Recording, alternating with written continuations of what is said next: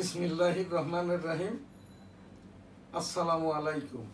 জয় বাংলা, আমার সোনার বাংলা, আমি তোমায় ভালোবাসি। ভার্চুয়াল এডিটর হাফেজ মাওলানা শাহজালাল গোলদার স্টুডিওর বাহির হতে অনুষ্ঠানগুলি এডিটিং এবং পরিচালনা করছেন। শুরুতেই বিজ্ঞাপন। ইউটিউব সামাজিক আইন সাংবাদিকতা আইসিটি অ্যাক্ট 2018। বইটির বিক্রয় মূল্য 500 টাকা। এখানে আরেকটি বই, সাংবাদিকতা প্রকাশনা আইন, বইটির মূল্য 300 টাকা। দুইটি বইয়েরই লেখক আমি। এটা 2001 সালে প্রকাশিত হয়, 2008 সালে। কোভিড চলাকালীন ইউটিউব সামাজিক আইন সাংবাদিকতা আইসিটি অ্যাক্ট 2018 বইটি লিখিত। এর ভিতরে এনএসটিভির 20,087 মিনিটের যে সামাজিক প্রোগ্রাম, তারই উইন্ডো প্রিন্ট। বইটিতে আমি এম শাহজাহান আলী গোলদার 1971 সালের রণাঙ্গনের মুক্তিযোদ্ধা, আমার এই মুক্তিযুদ্ধের সনদ।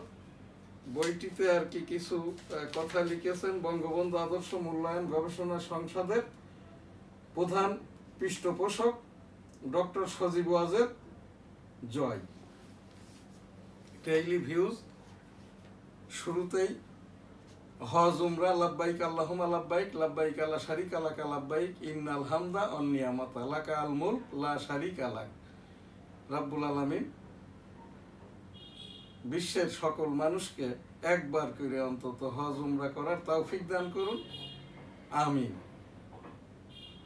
আমাদের বাংলাদেশ হতে এবার হজের কোটা ছিল 1,27,000, কিন্তু হজে গিয়েছিল 80,000, যার ভিতরে ইতিমধ্যে 4,500 হাজি সাহেব ফেরত এসছেন। সামনে আরো 1 মাস আর কি সৌদি আরব হতে বাংলাদেশস্থ হাজি সাহেবরা আসবেন গরমে, এবং বিবিধ কারণে বাংলাদেশস্থ প্রায় 50 জন এবং সারা বিশ্বের আরো 500 জনের মতো হাজি সাহেব মৃত্যুবরণ করেছেন আর কি সৌদি আরবে আর কি। এখান থেকে এখন আমাদের যে প্রোগ্রাম, কাস্টমস রাজস্ব সংবাদ। বাংলাদেশের সারা বাংলাদেশে কাস্টম হাউসগুলোতে আর কি নিয়মতান্ত্রিকভাবে আইন কর্মকর্তা না থাকার কারণে ছোটখাটো বিষয়াদিও আর কি মাননীয় উচ্চতর আদালত পর্যন্ত গড়ায়, এবং দীর্ঘসূত্রিতা করে বাংলাদেশের কোনো কাস্টম হাউস আর কি ওই যে মাননীয় উচ্চতর আদালতের আদেশকে মান্য বা কনভে করে না। এরা আবার কাস্টম হাউস ওই মাননীয় উচ্চতর আদালতের আদেশের ওপরেই আবার আদেশ প্রদান করে থাকে। এই রকমই একটি 2018 সালে একটি রিট পিটিশন মামলা হয় পানগাঁও কাস্টম হাউস, কেরানীগঞ্জ, ঢাকা। এখানকার কমিশনার আর কি কমিশনারের সাথে দুর্ব্যবহার জনিত কারণে ক্লিয়ারিং ফরওয়ার্ডিং এজেন্টের মালিকের নামে বিভাগীয় মামলার মাধ্যম দিয়ে লাইসেন্স সাময়িক স্থগিত করেন। অতঃপর ওই সিয়ানরেপ মালিক 2018 সালে মাননীয় উচ্চতর আদালতে রিট পিটিশনের মাধ্যম দিয়ে বিগত সময়গুলিতে 3 মাস, 6 মাস, 1 বছর এইভাবে আর কি স্টে আদেশ পেয়ে আসছে। 2018 সালের ওই যে এপ্রিল মাস হতে শেষ যে আদেশটি আর কি, সেখানটাই 21/3/2024 পরবর্তী 3 মাসের জন্য আর কি শুনানি বাবদ 5/5/2024 শুনানি হবে মর্মে এই যে 21/3/2024 হতে 21/6/2024 পর্যন্ত সময়টা এক্সটেনশন দেন উচ্চতর আদালত। কিন্তু পানগাঁও কাস্টম হাউস হাইকোর্টের আদেশ যাওয়ার পরেও আর কি তারা বিভিন্ন তালবাহানা শেষে গত 23/6 2024 অর্থাৎ হাইকোর্টের 21 তারিখ সময়সীমা শেষ হওয়ার একদিন পর 23/6/2024 পানগাঁও কাস্টম হাউসের লাইসেন্স বোর্ডের যিনি চেয়ারম্যান, উনি জয়েন্ট কমিশনার পদমর্যাদা, উনি আর কি একটি আবার আদেশ জারি করেছেন মাননীয় উচ্চতর আদালতের আদেশের ওপরে পানগাঁও কাস্টম হাউসের লাইসেন্স সংক্রান্ত যে বোর্ড এর চেয়ারম্যান আর কি সেখানটাই হাইকোর্ট কর্তৃক 21/3/2024 হতে 21/6/2024 পর্যন্ত এক্সটেনশন মেয়াদটা ছিল, কিন্তু পানগাঁও কাস্টম হাউস আদেশ জারি করেছেন 23/6/2024, অর্থাৎ এর আর এখন কোনো কার্যকারিতা নাই। এনএসটিভি টেবিল থেকে উপস্থাপনা প্রত্যেকটি কাস্টম হাউসে যদি যারা আইন শাস্ত্র পাশ করা সিআরএফ এজেন্ট ব্যবসাটা করেন, আইন সংক্রান্ত জানেন, এদেরকে যদি আর কি ওই যে তালিকাভুক্তি করে হোক বা যেভাবেই হোক, যদি আরপি অর্থাৎ রেভিনিউ প্রসিকিউটর হিসাবে কাস্টম হাউস ভিত্তিক যারা stake holder CRF freight forwarding ব্যবসাটা করে এবং আইন শাস্ত্র পাশ করা, তাদেরকে যদি আরপি হিসাবে নিয়োগ দেওয়া হয়, তাহলে গত বছর যেমন গত বাজেটে কাঙ্ক্ষিত লক্ষ্য হতে 6,000 কোটি টাকা মামলা মোকদ্দমা জনিত কারণে রাষ্ট্র রাজস্বটা পাই নাই। এবারও এইরকম চলতে থাকলে এই রকমটা আর কি কাঙ্ক্ষিত রাজস্ব হতে বঞ্চিত হবে। এনএসটিভি টেবিল থেকে উপস্থাপনা করলাম মাত্র। আইসিটি অ্যাক্ট 2018 পরিপালন সাপেক্ষে আমাদের সকল অনুষ্ঠান, ভার্চুয়াল এডিটর হাফেজ মাওলানা শাহজালাল গোলদার এখন যে প্রোগ্রাম আমাকে এখানে দিয়েছেন, এটি হচ্ছে আইপিটিভি এবং নিউজ পোর্টাল অনলাইন এবং news papers news portal online, সারা বাংলাদেশে 450 জন যাচাই বাছাই আনতে আইপিটিভি ইন্টারনেট প্রোটোকল টেলিভিশন, যেটা মোবাইলের মাধ্যমে অ্যাপসের মাধ্যমে এবং আর কি ওয়াইফাই দিয়ে চলে, এইটা 450 যাচাই বাছাই হওয়ার পরে এখানে যে 14টি এই আইপিটিভি প্রদান করা হয়েছে 2021 সালে, এদের 7টি হচ্ছে বিভিন্ন টেলিভিশনের এবং বাকি 7টি হলো এনারা জীবনেও সাংবাদিকতাও করেন নাই, তাদের কোনো স্টুডিও নাই, ডেডিকেটেড ইমেল ইউআরএল নাই, প্রাথমিক আবেদনও করে নাই, কোনো যাচাই বাছাইও হয় নাই, তারা আপনার আইপিটিভি পেয়েছেন। আর এখানে আবেদিত যারা আর কি 450-র ভিতরে আরো কয়েকটি আর কি চূড়ান্ত অনুমোদনের পূর্বে প্রাথমিক তালিকায় নাম উঠাইতে হয় তথ্য সম্প্রচার মন্ত্রণালয় হতে। এখান থেকে এই যাদেরকে যাচাই বাছাই হওয়ার পরে ফাইলগুলো মজুত আছে আর কি, এখান থেকে তথ্য সম্প্রচার মন্ত্রণালয় হতে আর কি যাদের প্রাথমিক আবেদন নাই, টেলিভিশন আইপিটিভি দেওয়া হয়েছে, এগুলো যেমন যাচাই বাছাই প্রয়োজন কি প্রয়োজন না, এটা আইসিটি অ্যাক্টেই আছে, ওই রকমটা ভাবে যারা সংবাদপত্রের মালিক সম্পাদক প্রকাশক তারা তো এমনিই আর কি নিউজ পোর্টাল চালাইতে পারে, তদুপরি আর কি নিউজ পেপারের আদলেই এই যে নিউজ পোর্টাল দেওয়া হচ্ছে। এছাড়াও কিছু মানুষজনকে যাদের প্রাথমিক আবেদনই নাই, কোনো সংবাদপত্রও নাই, তাদেরকেও নিউজ পোর্টাল দেওয়া হচ্ছে। আর যাদের যাচাই বাছাই আনতে ওই যে 2018 সালের পর থেকে আবেদিত, এদেরগুলো লাইসেন্স দেওয়া হচ্ছে না। আমি আমার এনএসটিভির সাংবাদিকরা এবং আমি দি ডেইলি নিউজ স্টার সংবাদপত্রের সম্পাদক হিসাবে খোঁজ খবর নিয়ে যেটা জেনেছি আর কি, উপর মহলের নির্দেশে নাকি এখন এই লাইসেন্সগুলো আইপিটিভি এবং news portal online news portal নিবন্ধন দেওয়া হচ্ছে না।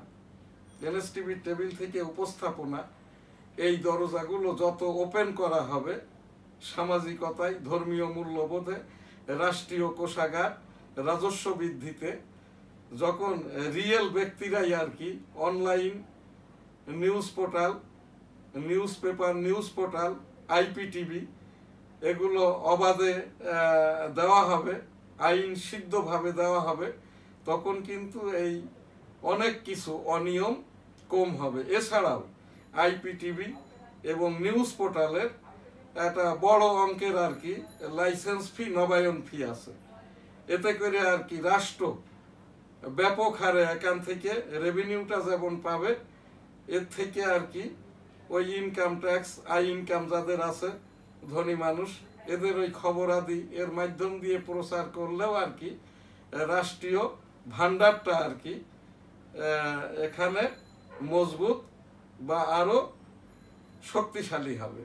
এনএসটিভির টেবিল থেকে উপস্থাপনা, আইসিটি অ্যাক্ট, তথ্য সম্প্রচার মন্ত্রণালয়ের আইন, এবং এখানে আমাদের তথ্য সম্প্রচার মন্ত্রণালয় এবং যেটা এখানে দ্বৈতভাবে পরিচালিত হয়, একটি হচ্ছে রাষ্ট্রপতির, এছাড়াও 1973 সালের, এবং যেটা সরকারিভাবে আর কি মন্ত্রণালয়ের বিধিমালা। তো এইগুলাও আর কি এক কাতারে নিয়ে এই যে তথ্য সম্প্রচার মন্ত্রণালয়ের যিনি সচিব, তারই উচিত আর কি যারা আবেদিত, যাচাই বাছাই হয়েছে, তাদের মধ্য থেকে কোন লাইসেন্সগুলো দেওয়া যাবে না, আর যারা প্রাথমিক আবেদনই করে নাই, লাইসেন্স প্রাপ্ত হয়েছেন বিনিময়ের মাধ্যম দিয়ে, এগুলোও যাতে যাচাই বাছাই করা হয়। এনএসটিভির টেবিল থেকে উপস্থাপনা করলাম মাত্র। এখানে ভার্চুয়াল এডিটর হাফেজ মাওলানা শাহজালাল গোলদার আরেকটি প্রোগ্রাম যেটা দিয়েছেন 1971 সালের মুক্তিযুদ্ধ, রণাঙ্গন এবং আমার সংশ্লিষ্টতা। আমি এম শাহজাহান আলী গোলদার 1971 সালের রণাঙ্গনের মুক্তিযোদ্ধা, এটি আমার মুক্তিযুদ্ধের সনদ। আমি 1971 সালের 265 দিন বনগা বেনাপোল যে রণাঙ্গন, 3 কিলোমিটার বেষ্টিত এলাকা, এখানেই যুদ্ধটা করেছি। সৌভাগ্য আমার যে লাইফ ট্রি বা জীবন গাছের নিচ দিয়ে ল্যান্ড ট্যাঙ্কার গুলো ঢুকেছিল, শতাধিক বিমান দিয়ে যশোর ক্যান্টনমেন্ট দখল করে নেয়, যশোর জেলাটা স্বাধীন হয় 7 ডিসেম্বর, মুক্ত অঞ্চল। আমি যেখানটাই রণাঙ্গনে, I am the man, minor, war fields, warrior, Bangaon Benapole, sector 8, sector commander major Manjur Rahman, local commander Ali Kadar সাহেব, উনি মারা গেছেন। আমার সেজেদুল্লাহ ভাই, বীর মুক্তিযোদ্ধা শাহাদত হোসেন, আমার বাবা মরহুম হাজী মধু গোলদার যুদ্ধাহত মুক্তিযোদ্ধা ছিলেন। আমি আর কি 265 দিনেরই যোদ্ধা। আমরা রাত্রে থাকতাম ওই যে ভারতীয় রিফিউজি ক্যাম্পে, দিনের বেলায় সাদিপুর যেয়ে ওই যে মেজর মঞ্জু সাহেব বাইনোকুলার দিয়েছিল, আমরা ওই গাছে উঠে রাজাকারদের, খান সেনাদের, এদের গতিবিধি, জিপ গাড়ি যেখান থেকে ওই পাকিস্তান পোষাণ হতে সীমান্তের দিকে গোলাগুলি ছোড়া হইতো, ওই স্থান থেকেই আমরা রিপোর্ট করতাম। ওই রকমই একটি দিনে গাছে উঠে দেখার সময় আমার মাথার উপর দিয়ে মোটরের গোলা যায়, আমি বেহুশ হয়ে থাকি। অতঃপর এই যে ওয়াটার থেরাপি বা পানি, 2 ঘন্টা পানি ঢালার পরে আমি হুশে আসি, দেখি আমার মা সহ অনেকেই কাদাকাটি করছে। ওই থেকে আমার এই বাম কানটা নষ্ট, আমি শুনি না, সার্বক্ষণিক পেইন করে। গত মাসে সিএমএইচে, আমি তো ওই কোভিড চলাকালীন আইসিইউতেও ছিলাম, গত মাসে সিএমএইচ, এখানে সিএমএইচে চিকিৎসা পাওয়ার আমার যে যোগ্যতাটা, আমার মেয়েটা ডক্টর সোনোলজিস্ট সুমাইয়া, আমার মেয়ের জামাই ছেলে এই যে জাহিদুল ইসলাম, মিলিটারির একজন পদস্থ কর্মকর্তা। এখন ওই সুবাদেই আমি এখানে চিকিৎসাটা পাই। তো আমার এখানে কান পরীক্ষা নিরীক্ষা করে গত মাসে সিএমএইচ থেকে বলে দেওয়া হয়েছে আপনার এই কানটা আর ঠিক হবে না, যখন এই ব্যথা করবে, পেন করবে, ঔষধ খাইবে। এই আর আমার বয়সটা এখন মুক্তিযুদ্ধের এই যে আমার এই সনদ হিসেবে ধরলে 63।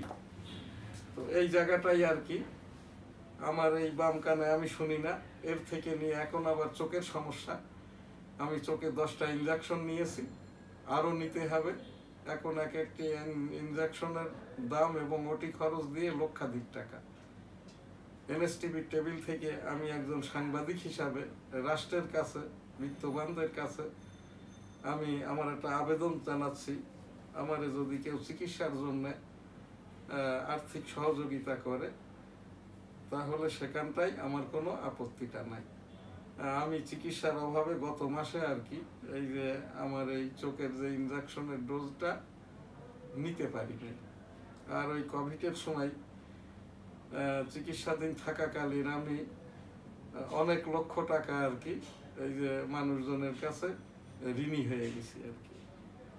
তো এখান থেকে এনএসটিভির টেবিল থেকে 1971 সালের রণাঙ্গনের যারা মুক্তিযোদ্ধা অথচ নিবন্ধিত হতে পারে নাই, আবেদন করেছে, নিবন্ধন দেওয়া হচ্ছে না, তাদেরকে নিবন্ধিত করা হোক। এবং মাননীয় প্রধানমন্ত্রী শেখ হাসিনা যে চিন্তা ভাবনা করছেন, যারা মুক্তিযোদ্ধা হতে পারে নাই, মাইনর মুক্তিযোদ্ধা, তাদেরকে নিয়ে এনএসটিভির টেবিল থেকে উপস্থাপনা মাননীয় প্রধানমন্ত্রী একটি যদি কমান্ড কাউন্সিল করে, যারা মাইনর মুক্তিযুদ্ধ করেছে, রণাঙ্গনের যোদ্ধা এবং যারা আবেদিত প্রকৃত মুক্তিযোদ্ধা, তাদেরকে যাতে নিবন্ধিত করা হয়। এনএসটিভির টেবিল থেকে মাননীয় প্রধানমন্ত্রী শেখ হাসিনা বরাবর, বাংলাদেশের মাননীয় রাষ্ট্রপতি বরাবর উপস্থাপনা করলাম, যাতে করে যারা প্রকৃত অর্থে মুক্তিযুদ্ধ করেছে অথচ নিবন্ধিত হতে পারে নাই, মাননীয় রাষ্ট্রপতি এবং মাননীয় প্রধানমন্ত্রীর নির্দেশনা ক্রমে যাতে মুক্তিযোদ্ধা হিসাবে নিবন্ধিত করা হয়, এনএসটিভির টেবিল থেকে উপস্থাপনা করলাম। এখানে আমাদের এখন শেষ যে প্রোগ্রাম, এইটা গোলদারবাড়ি জামে মসজিদের সৌজন্যে গ্রাজুয়েট গ্রুপ, দি ডেইলি নিউজ স্টার, দৈনিক সবার আগে, দৈনিক বেনাপোল, সাপ্তাহিক বাংলার 21, সাপ্তাহিক 21, weekly Jessore times, journalist cooperation of Bangladesh, সম্মিলিত সাংবাদিক জোট, বাংলাদেশ কাস্টম এজেন্ট মানবাধিকার সোসাইটি, সিয়ানরেপ এজেন্ট প্রতিষ্ঠান, Mir express limited, holy cargo express, হাইকিয়ার cargo services, messrs graduate international, এই সকল প্রতিষ্ঠানগুলো ছাড়াও গোলদারবাড়ি জামে মসজিদ, গোলদার সিটি বেনাপোল, হোটেল বেনাপোল আবাসিক, আমাদেরকে এই যে www.dailynewsstar.com, newsstar.tv আমাদের ডেডিকেটেড এই যে অনলাইন নিউজ পোর্টাল এবং আইপিটিভি, এরা আমাদেরকে সহযোগিতা করে থাকে। আমাদের এই যে স্টুডিও, যেখান থেকে প্রোগ্রামটা করছি, Bangabandhu smart digital studio and virtual museum, এটা দি নিউজ স্টার সংবাদপত্রের নিজস্ব ভবন, গ্রাজুয়েট ইন্টারন্যাশনাল ছাপাখানা নিজস্ব, এখান থেকেই আর কি আমাদের এই সংবাদপত্রগুলো ছাপা হয়ে থাকে। দি ডেইলি নিউজ স্টার, বাংলার 21 গ্রুপের সকল সংবাদপত্র এবং আমার এই যত বই পুস্তক আছে আর কি। এছাড়াও আমি নিজে আর কি এই এর আগে তো লেখালেখি করতাম, এটা আমার প্রকাশনের একটি ডিগ্রি ক্লাসের ইংরেজি বই, ডিগ্রি জেনারেল ইংলিশ। আমার এই বইটিরও বিক্রয় মূল্য 600 টাকা। এখানে আপনার আজকের প্রোগ্রাম আমি এখানেই শেষ করব। এখানে একটি উপস্থাপনা আর কি, আমার এই যে এনএসটিভির সাংবাদিক এবং আমি নিজে, বেগম খালেদা জিয়া যখন জেলে ছিল তখন থেকে নিয়ে এই পর্যন্ত অসুস্থতাজনিত কারণে তাকে তো বাইরে থাকতে দেওয়া হয়েছে, জেলখানার বাইরে আর কি, এটা আইনগতভাবেই, আইন সিদ্ধভাবেই। ইতিমধ্যে সাবেক প্রধানমন্ত্রী বেগম খালেদা জিয়ার পেসমেকার বসানো হয়েছে। বেগম খালেদা জিয়ার রাজনৈতিক দলের পক্ষ থেকে দাবি তাকে বিদেশ নিয়ে আরো উন্নততর চিকিৎসা দেওয়ার ব্যাপারে। আমরা এটা আমাদের সাংবাদিকদের পক্ষ থেকে, আমি ব্যক্তিগত এটা জনমত জরিপ করে জনগণের কাছ থেকে যেটা পেয়েছি, জনগণের কথাটাই হচ্ছে এইরকম, যেহেতু বেগম খালেদা জিয়া একজন বৃহৎ রাজনৈতিক দলের প্রতিনিধিত্ব করছেন, বিএনপির চেয়ারপারসন, কাজেই তার পক্ষ থেকে ঘোষণার মাধ্যম দিয়ে তার সমর্থক রাজনৈতিক দল এবং এই দেশের সমর্থক বাদেও যারা এই বেগম খালেদা জিয়াকে পছন্দ করেন, ভালোবাসেন, মুরব্বী হিসাবে মানেন, আইনগতভাবে আইনের কাছেই বলতে হবে, রাষ্ট্রের কাছেই বলতে হবে।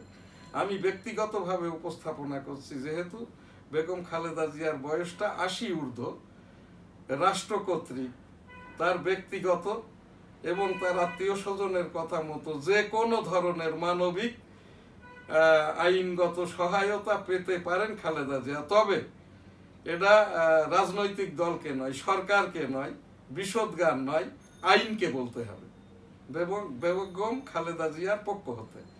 এইটা আর কি এদেশের জনগণ এবং আমি নিজেও আর কি প্রত্যাশা করি এইটা, যে খালেদা জিয়ার ব্যক্তিগত পক্ষকে আইন আদালতের মাধ্যম দিয়ে যদি এইটা তার ওই চিকিৎসার ব্যাপারে বা অন্যান্য ব্যাপারে বলা হয়, আইনগতভাবে বললে সেটা আইনগত যেটাই আছে মানবিক দিক বিবেচনা করে করবেন আর কি। এখান থেকে আরেকটি উপস্থাপনা, আমি বাংলাদেশ আওয়ামী তাঁতি লীগের প্রচার প্রকাশনা সম্পাদক এবং মাননীয় সুপ্রিম কোর্টের অ্যাপিলেট ডিভিশনের রেভিনিউ অ্যাডভাইজারি লয়ার। 1988 সাল থেকে আমি এই রাজস্বের ওপরে আইন ব্যবসাটা করি, তো সেই জায়গাটাই আর কি উপস্থাপনা। যেহেতু আইনগত ব্যাপারে আমি যতটুক আইন শাস্ত্র পড়ে জেনেছি, আইনের ওপরে কোনো ব্যাপারটা চলে গেলে তখন আর ব্যক্তিগত, সরকারের মুখপত্র কারোরই আর কি, নিজের হোক, পরের হোক, রাষ্ট্রের হোক, অর্থের হোক, ধর্মের হোক, এই ব্যাপারটাই কোনো মন্তব্যমূলক মুখপাত্র সচিব কথাবার্তিটা এটা বলা যায় কি যায় না।